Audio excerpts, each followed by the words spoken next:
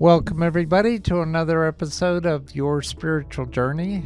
This is Dr. Bob, and this is the space and the place where we talk about things important to your soul. As always, we ask you to like us, leave comments, maybe even subscribe. And I want to say that timing is everything. Our guest today, Marie Major, has written a book that's all about time, and we'll get into that after we get into her spiritual story. She is a spiritual author and speaker who helps you move from feeling lost in time's illusion to resting in the truth of divine timing. She guides you to see time not as a line, but as a living energy record, a cosmic story we are meant to co-author. Marie bridges celestial guidance and practical energy medicine, helping you read the rhythm of your soul and align with the universe's flow. She believes true manifestation is sacred renaissance. It begins when we harmonize our energy with the cosmos, transform old timelines, and consciously collaborate with life's currents. This is where intention meets grace and longing becomes embodied creation. And boy, did that bio sound poetic. So as always, Marie, I'm going to ask you to talk about your spiritual journey from childhood until now, and then we'll get into your book. Okay, sounds good. Well, thank you so much for having me and holding this space. My spiritual journey. When I was a young girl, I feel like that's really when it started. I always had the big questions, the why, wondering what is the purpose of this all? Why are we here on planet Earth? All that. And I grew up in Canada in Vancouver, and I was very much surrounded by nature. Also, with my religion, we grew up Catholic, but I was very fortunate to have parents that were all about nature and was like, God is in nature, church is nature.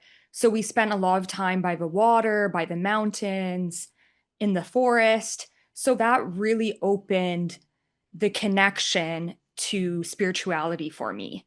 And uh, it was just always an energy of just my connection with the universe, with animals, with the land.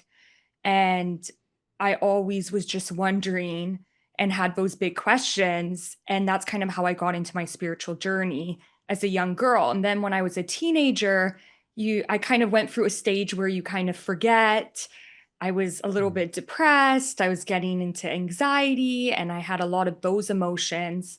And then when I moved to California when I was about 19, that's when I kind of really went down the whole rabbit hole of spirituality. I got into channeling books, so like Abraham Hicks, the Seth books, and teachers like Neville Goddard, and just so many spiritual teachers that very much opened and really created this journey and this path for me to just remember all this material. And it was just such a beautiful journey. And I'm so grateful that I feel like I started very young. I think children all are on the same energy where we remember, but we somehow get lost in the in between and reality hits. But I feel like I've always held an energy and a bridge between the non physical and the physical realm of just the universe and planet Earth. And Yeah. that's kind of when I dove deep into just understanding more. And I had a lot of people ask me questions, like family and friends, and just be like, well, I don't understand this and this about law of attraction. So when COVID happened, I wrote my first book called Looking Beyond the What Is. And that's kind of just an intro and a guide to people who are new to this idea. But then I wrote Looking Beyond the Tides of Time about 2 years ago or a year ago. And it was just all about the struggle that I've had because I think time is so interesting, and I feel like it's been just programmed by society, by life itself, that we are going against time. Yeah. So I really wanted to bring humans back to divine timing and to have a different relationship with time. Yeah. Mhm. Well, I'm curious, I guess, about your first experience with your guides and with channeling, because uh, throughout this book, your guides are with you and with us, and giving us some advice along the way. Mhm. Uh, but I'm curious to know when your first experience was where your guides appeared for you and what that felt like, and was it a surprise, or was it something that you were working toward through a meditation or some experience? So could you tell us a little bit about how that happened? Yeah. So I feel like it was something, a journey I've always been working towards. When I was young, I did see these guides a lot in my dreams. And I remember seeing them. So when I began the channeling energy a couple years ago, it wasn't like an energy that was new. It was a full-on remembering. Like this was coming Mhm. home, returning home.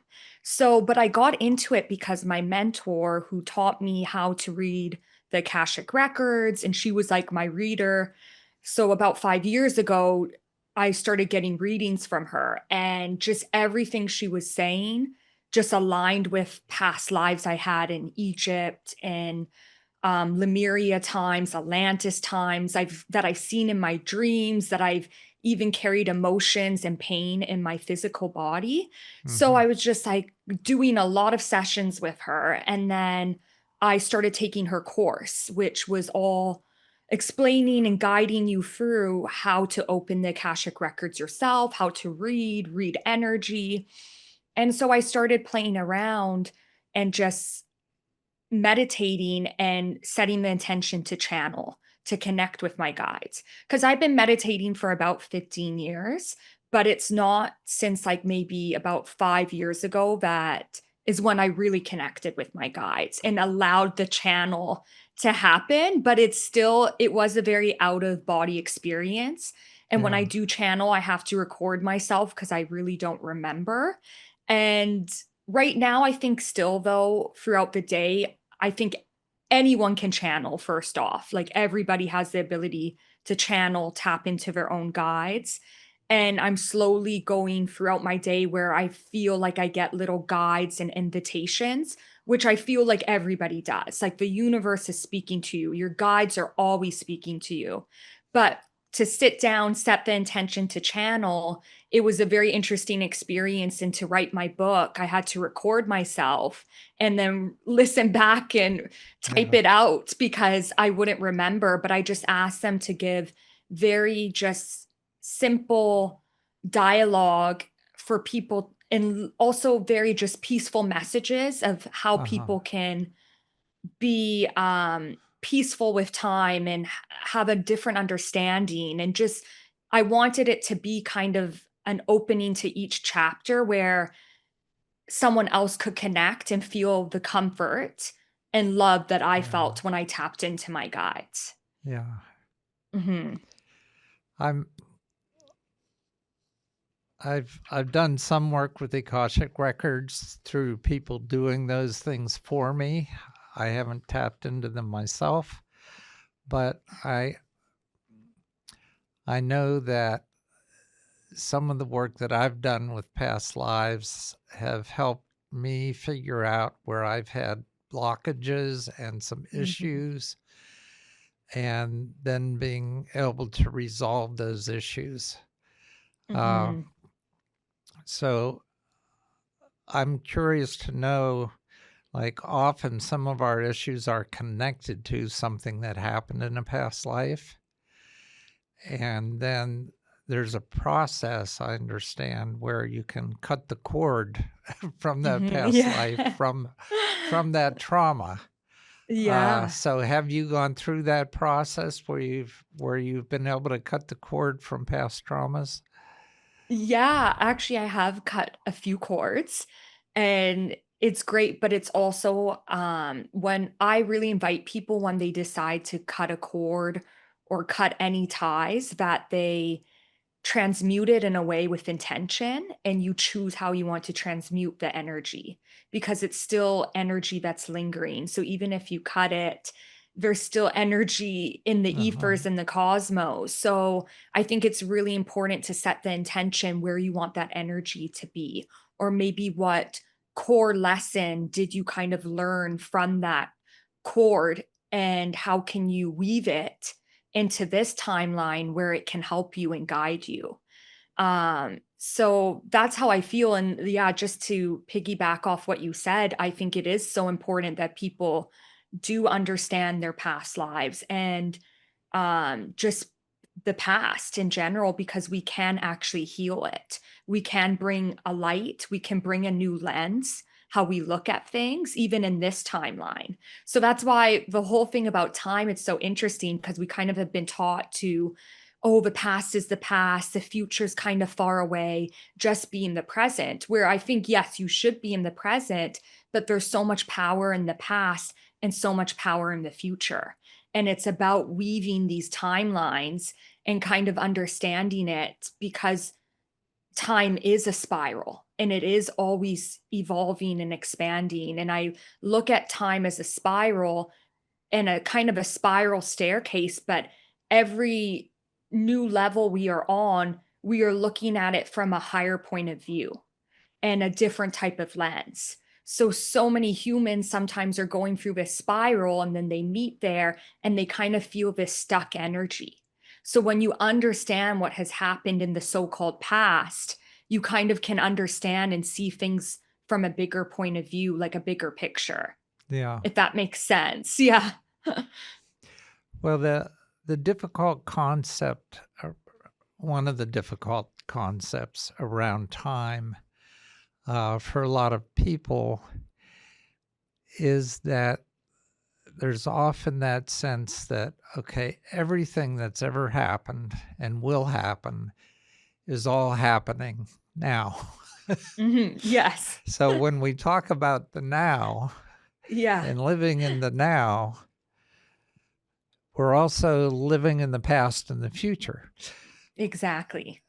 Mhm. So and what that means then to me is that, okay, if I heal something now, Mhm. I've healed it in the past, or I Mhm. can heal it for the future. And it makes more sense that if I heal it now, then it's healed in the future. But that it's also healed in the past is a little Yeah. a little Yeah. bit more difficult for people to understand how that works. Exactly. Yeah, people have, like, this is what I like to say, like, you think about time, and yeah, we as humans, it's hard to wrap our minds around this. And Right. we chose to forget, and we chose to come to planet Earth and be in this, like, time period around linear time. Like, we chose this, but it's part of the journey is in the remembering that time is an illusion and it's all happening in the now. And that's what we signed up for, to come to planet Earth, forget it all, but then to remember it all. And that's kind of our journey. And that's, well, that's what I believe. And I like to say, I like to help people look at time as like a big ocean, like a body of water. And just because in that area, in that part of the ocean, you can return back to that timeline in your past or in that past life. And if you want to rewrite it, if you want to heal it, if you want to help give it love, support that so-called avatar you were in that lifetime, you can do that. But it's about making that choice to really believe it and Yeah. set that intention. And people really have to look at it from a broad, they just really have to open their lens and look beyond. That's why my whole thing is looking beyond the tides of time, because I want people to look beyond, because I think humans sometimes have had a narrow-minded lens, and we've been programmed that way, and society has programmed us that way, and just even people how they were raised, and just different parts of being around the world. It People just sometimes have this narrow lens where we need to open it and see that we are all one. We are all connected. We are connected to source. We're connected to one another. The biggest illusion is separation. So remembering this and returning back to these core beliefs is what will actually help people understand time and the divine timing and the illusion of time. So that's how I like to kind of do the visual, is the body of water. Yeah. Yeah. So there's so much in your book that goes beyond what I would expect uh, a book about time, Oh, okay, because that's you get in, you good. you get into these things that at first seem like you're getting off on a tangent, and then no, it's not a tangent at all. It's all related. Uh, for instance, uh, you talk about star seeds. Mhm. In fact, you say if you're reading this book, then you're a star seed. Uh, and so, would you explain one, what is a star seed, Yes. and why you make the assumption that, okay, if this is someone reading your book, that they are a star seed? Yeah. Um, well, I feel like, well, first of all, star seeds are there's been tons of star families. So I believe planet Earth, um, well, the universe created all these different star families. And the first one to me is the Lyran star family. I know other people think maybe different, but I'm very connected to the Lyran, which is the energy connected to lions, animals. It is this ancient wisdom. It really reminds me of the blueprint and the energy that like Africa holds. So a lot of that energy. And then we have different star seed families like the Pleiadians, the Arcturians, and even certain civilizations like Lemuria, Atlantis had all these different star seed and star seed beings.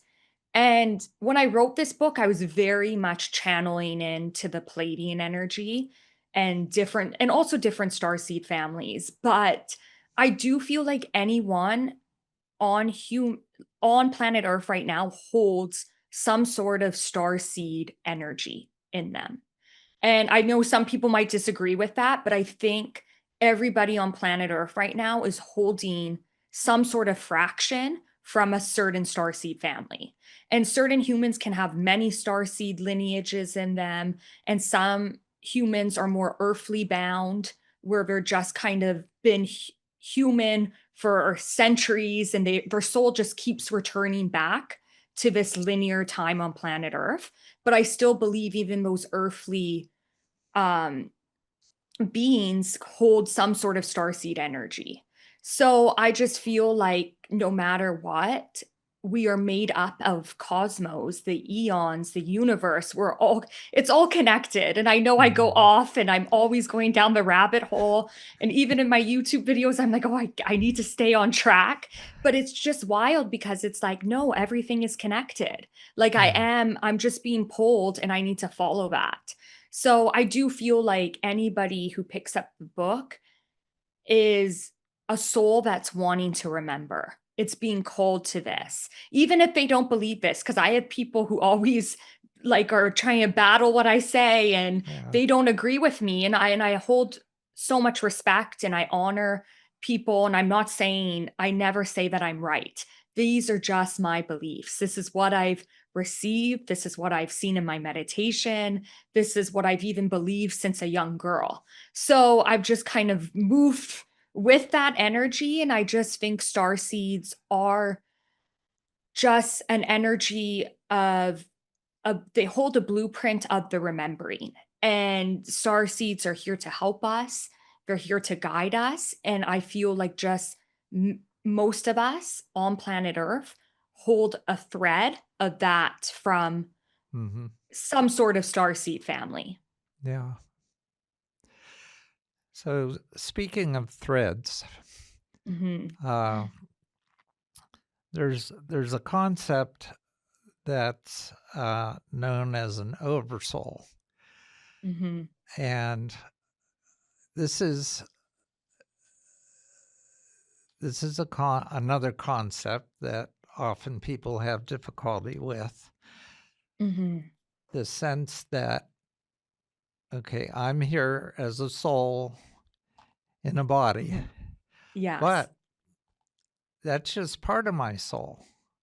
I've Right. really attached to this larger soul, and that Mhm. there are threads that Mhm. are a piece of me in this time period. But then there's Mhm. another piece of me over here, and one over here, Mhm. and one over Mhm. here. And we could all be experiencing at the same time, simultaneously, lifetimes on Earth. Exactly. Yeah. So, and you subscribe to that. Mhm. Yes. Yeah. So I guess, and you're wondering where my question is and all that. Uh, okay, so when I'm thinking about this time wise, Yeah. uh, does that mean that every every incarnation that I've had on this earth Mhm. is all happening at the same time, and that I'm the same soul simultaneously while all this is happening? So Mhm. when I had this concept presented to me for the first time, and I thought about it, I could think, well, I could see, okay, maybe 8 of me at the same time here, Y Yes. but not 800 of me at the same time. Yes. Uh, so could you talk about how that works a little bit, or your understanding of how that works in time? Yeah. I feel like it comes back to the root how we are all connected and everything is connected. Um, and I do more so believe that, like, yes, the oversoul, we have an oversoul, and then there's parts of us, certain threads coming down on different timelines, like how you said. From it could be different past lives, different future scenarios, and even different maybe human bodies on planet Earth that is our soul Mhm, connected. I do believe more so though, I see when I see it that it's more so the oversoul is in many different civilizations in the universe. So I believe like it's on different planets, different timelines, but it's all connected at one and it's all happening at the same time. And that's kind of where the whole idea of just connecting with creator and source. And in that energy realm, on that layer in the universe, no time exists. So everything is happening now. And that's where the whole idea is that we are all one, we are all connected. Like I am you, you are me. But we drop down as souls and we have the oversoul, and then we decide to go to certain planets and certain timelines to help the evolution and expansion of the universe. That's what I like to believe. I see like yes, maybe certain people or certain souls have maybe a few body or few vessel bodies on planet Earth, but I see it more so like over across like different planets and mhm, different timelines. Like I believe right now, like if I go back or the Lemurian of me, the Atlantis me, like it's all happening now. And if I consciously set the intention to sit here and open that energy, I can lean into that and work with that avatar, look at what I need to heal, and bring it back to this timeline because everything is all connected, that we have to understand that there's certain messages and certain information and codes that we need to understand. And this is what our soul chose to come on planet Earth. But I do think planet Earth is a school. Like there's other planets and civilizations that are living in such harmony and so much peace. Mm. And planet Earth is very much the element of school for the souls, and we decide to come here and we take on a big task as a soul, and we are trying to evolve and expand and help humanity elevate and bring back harmony and peace. But we also have many souls on planet Earth who have forgotten or who stay in the forgetting, and Yeah. they're not doing the inner work. And like, for example, like I've been having a bit of pushback in the spiritual community because a lot of people believe that there's the reptilian civilization and they're trying to take over planet Earth, which I believe there's some influence on that. But I think we should not forget there's a lot of humans that need to be held accountable because they are completely forgotten and their whole mission is in hate, fear, anger, and they've completely lost their true connection to source. Abraham Hicks says they've pinched off themselves from source, which I think is a great explanation. So we have humans who are still, connected to their soul, but they're so in their human experience where they're living a life where they really believe in this idea of separation, hate, divide, fear, and it's this energy, and they are not returning back into the remembering. So it's really the soul's job and choice because you get free will coming to planet Right. Earth. And it's your job to choose how you're going to be a creator in this life. And I know a lot of times people have a hard time understanding this. Like, why would I choose this place? Why would I choose these parents? Like, I've worked with people being like, I would not choose these parents. Like, I would not Yeah. choose this poor living situation. But I think how I see it is when I really look beyond and tap in, it's really the souls sometimes choose these experiences to have the most fulfilling and the most connection and the most deep soul journey they can have on planet Earth and a deep remembering. And sometimes that comes with so much pain and so Right. many hardships. So that's kind of how I look at it. But I know it's difficult for sometimes the human mind to really wrap their brain around this. Yeah. And there's been so much also programming from certain religions and even certain spiritual communities where they've completely twisted a lot of the main messaging, and which I believe is just love, creation, that you are connected. Everyone Mhm. is equal. We are here on planet Earth together. Respect the land, respect the animals, respect the ancient wisdom, the original people of this planet. So I think that's really what is a main message in happening right now in this timeline. So Yeah. yeah, I think a lot of star seeds are here because with the star seed energy, they're here to awaken the planet. Mhm. Yeah. I'm with you on that. Yeah. Okay. I'm curious about your guides.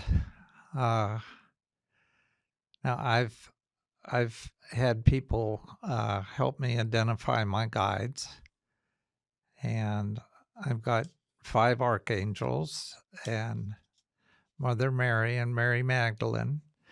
Mhm. Uh, and I'm wondering, have your guides been identified for you, and who are they? Yeah. So, my guides, I feel like I've tapped into many guides and connected with Yeshua, Mary, and that energy. And it really brings back to the energy being raised Catholic and being around that. So I feel like a lot of people who grew up maybe in a church setting tap into the energy of Yeshua, Mary, the angels. I've always believed in communicating with angels, but the three main that I communicate with is two guys. Well, they come to me as two male energies, and one is a female energy. And two of them are from Africa, roots, and the other one is a First Nations chief, Mm. which makes a lot of sense because as a young girl, I really connected in that energy and the culture of First Nations in Canada and just was really in love with understanding um, just their traditions, their culture. Like I very much felt aligned with it. And I've always had just a strong connection with nature, and that nature and the elements of nature are our actual true guides on planet Mhm. Earth, like the wind, the water. Like I think it all carries messages. Yeah. And yeah, and then also the 2 from Africa, they're very, just the energy of just very ancient. Like the first they are beings to me that were like the first beings of humanity. They were like the birth seeds of humanity, and it's Mhm. a female and a male energy, and I love it, and they're funny. I connect with my guides, and they're very funny, and they tell me I need to ground myself all the time, that I need to slow down, that Yeah. I need to anchor, that I need to stop panicking, and also stop getting so defensive. So it's little tools where they really come in, but it's funny because when I meet them, I see them, like, in it's like almost like a boardroom and also a huge library, which makes sense because I usually journey into the Akashic records by going into a library Mhm. and in my mind's eye. Right. And I do this, and it's funny because they kind of bicker back and forth what I need to know or what needs to come through. So I find them, they're just very humorous, which I think is an important reminder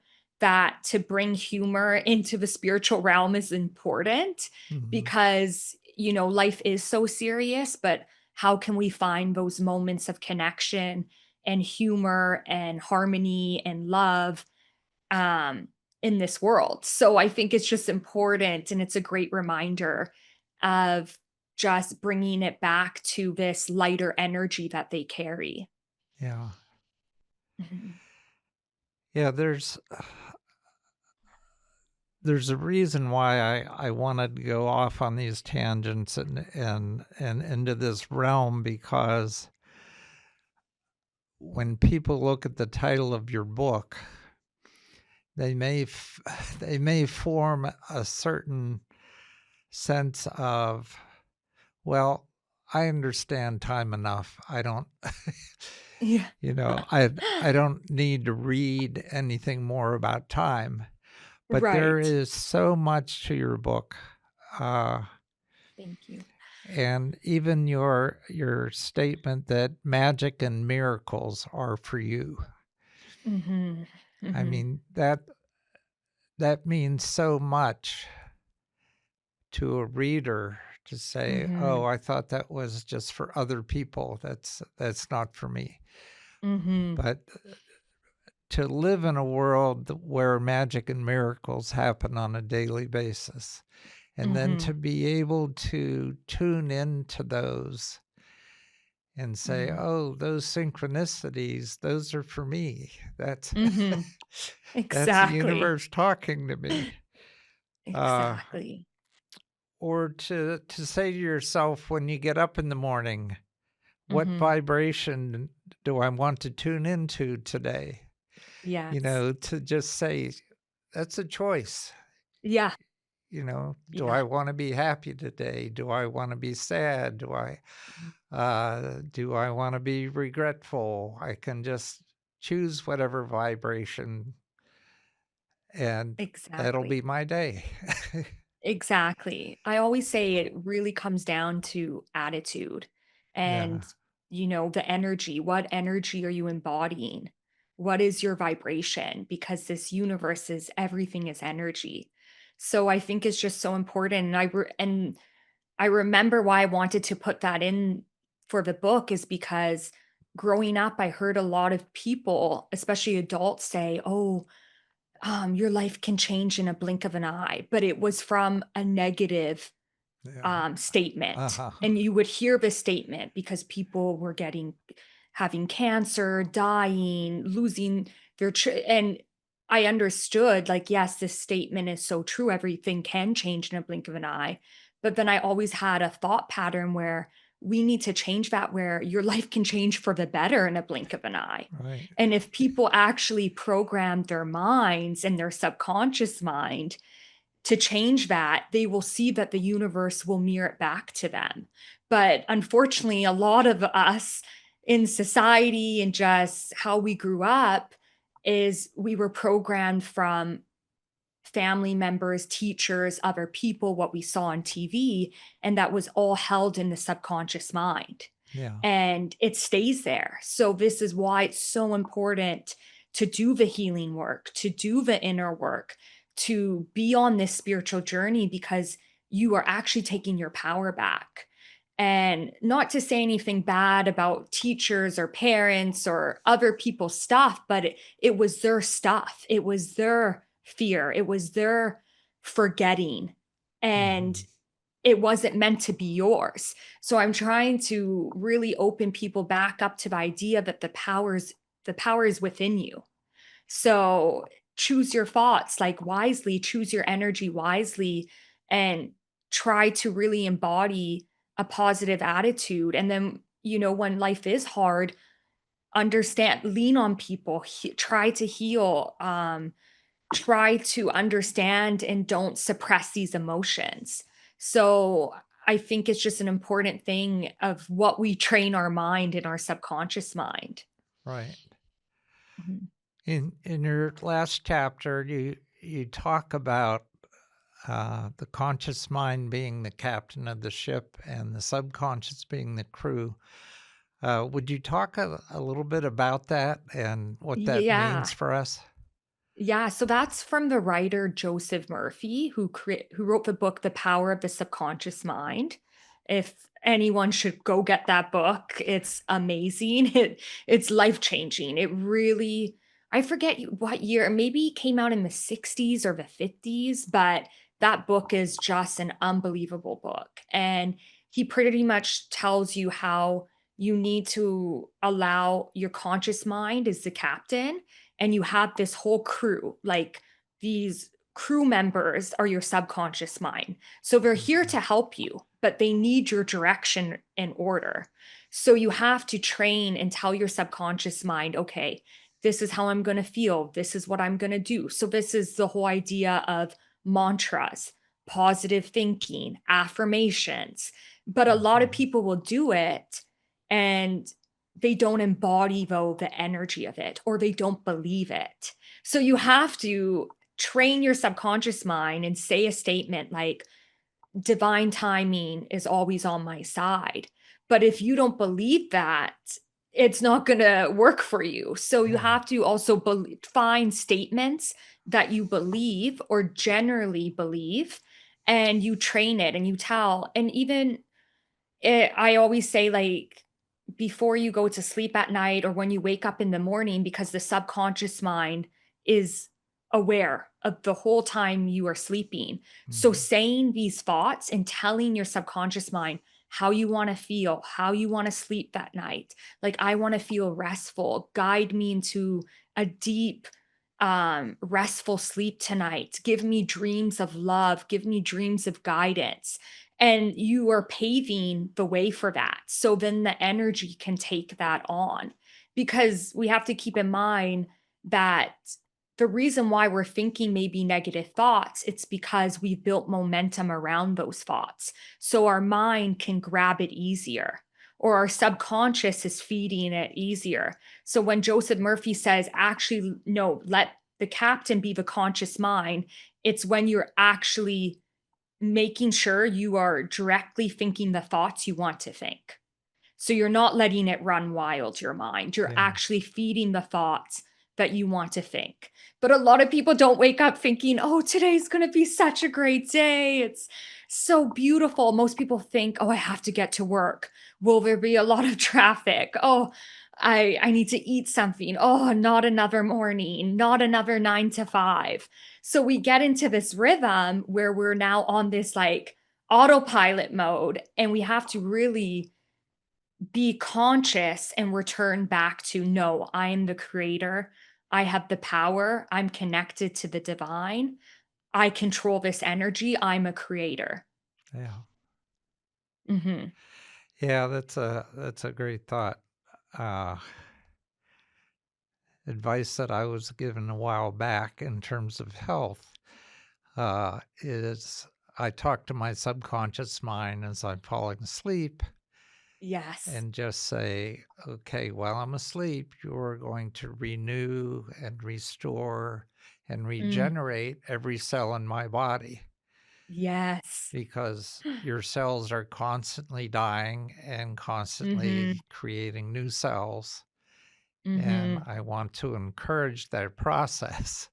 Exactly, yes, and they're Yeah. listening to your thoughts. Right, right, right. Yeah. Okay, there was a brand new concept that I'd never heard before. Mm. Uh, the concept of water clocks. So Mhm. you did a lot of research on clocks since you were Yes, writing yeah, about time. Makes sense. yeah. Uh, what No, is I a did not water know about. clock and how does a Yeah. water clock work? Yeah, I did not know about that too, and I had to research that, and my guide told me look up water clocks during, like, Egyptian times, and I guess that's how they used to measure water. So it's such an interesting concept, and now I can't even exactly remember because I wrote the book a while ago, but they were pretty much having it that's how they measured time. So they Yeah, had these huge buckets, and they were pouring the water in, and then the water was slowly as the day went on, it was releasing. But I thought that was such an interesting connection with how I kept receiving messages how to look at time as water, as a body of water. yeah, So I feel like they were very on point with this energy, and that's how they were kind of measuring the rhythm of just time, which I think is important because we are so, as a civilization right now in this timeline, controlled by clocks. And I think we really need to bring it back to a natural rhythm. So even maybe using water would be a beautiful way. I don't know if we'll go in that direction, yeah, but it's an energy where I think it's so important. Like people used to look at the sun and that's how they measured time too. So bringing back to the elements and yeah, I thought it was so interesting too. I was like, this is how they were doing it. Wow. yeah, Like it's just such a beautiful journey how they measured time and how civilizations before us what they were doing and the wisdom they held. And that's what I keep saying on the spiral. I really believe we're turning back into a civilization that held Lemurian energy and this kind of more where we were we were beings and people who connected more so with nature, and that was our new guide. And I think a lot of humans right now are returning back to that energy and are mhm, connecting. Even you hear a lot of people connecting back to their roots in Egypt and wanting to know their past lives there and what the pyramids were held and the energy that was held there. So, yeah, with the water clocks, I think that was just such a beautiful thing and such a big connection to yeah, the flow of the water and just seeing how time is just like water, it's flowing. yeah. Mhm. So you also talk about shifting timelines. Mhm. So how does one shift a timeline and why would they want to? Yeah. So you shift the timeline by choosing a different emotion and a different point of view.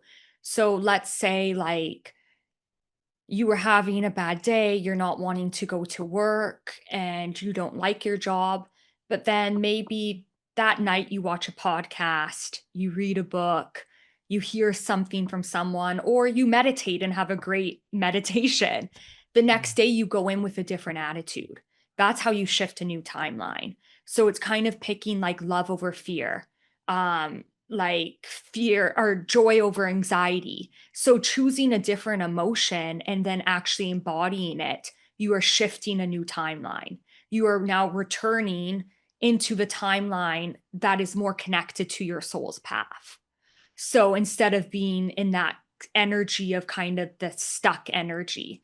So, which nobody's ever stuck, but I feel like it's an energy where you shift a timeline where now you're making peace with where you are that opens other doors, opens other opportunities. You're now tuning into the rhythm of alignment. Yeah. So that's how I believe you shift timelines. Okay. So there's a lot. I shouldn't say a lot. There are a few references that you make to Abraham and Yes. Esther Hicks Yes. and the law of attraction. Mhm. So, what is it that's so attractive to you about the law of attraction? And, uh, in a way, your discussion about shifting timelines is also about what you're going to attract. So, Yes. uh, if you just talked a minute about the importance of the law of attraction and how that works. Yeah, so yeah, I was always very interested in Abraham Hicks, where they really teach about law of attraction. So invite anyone to go listen to them because it's amazing material. But yeah, law of attraction is the energy you put out, you attract back. So I think of this universe as a mirror and things are reflecting. So relationships are a mirror, your relationship with your career is a mirror. Everything is relationships and everything is a mirror. So that's kind of how I see law of attraction. It's just reflecting back the energy you embody. But it does go much deeper because there are so many of those questions of, well, how does that person on that part of the world attract something like that, Mhm. attract such sadness, or attract that type of life or that type of timeline? And why are humans attracting war? Why is war happening? Why is this happening? Why is illness? How is someone attracting cancer? So how does it someone attract losing a child? So it's very, it goes a lot more in depth. And I don't think I can sum it up in 2 minutes, but it is something where I still feel like there's so many unanswered questions too about the law of attraction. I think it's very important the energy you put out, you attract back, and the more mindful you are about that. But it also goes into understanding when we take it back to the subconscious mind that we've been programmed, we have beliefs that aren't serving us. So a lot of people are attracting things from not a creator standpoint, they're attracting from fear, from anxiety, from an emotion that they feel like they might not even be aware that they embody the energy of fear. So this is how people are attracting things. And I remember Jerry asked a question, and this was Esther Hicks' husband, and it was something about like, I just don't understand. And he had all these questions too. And Abraham was kind of saying, like, it's all these different islands. And it's not like someone's trying to purposely attract that. It's you're attracting the energy. So people who do harm are vibrating on an emotion of fear. So if Mhm. you're someone who's in an energy of fear constantly, you're in on kind of that same island.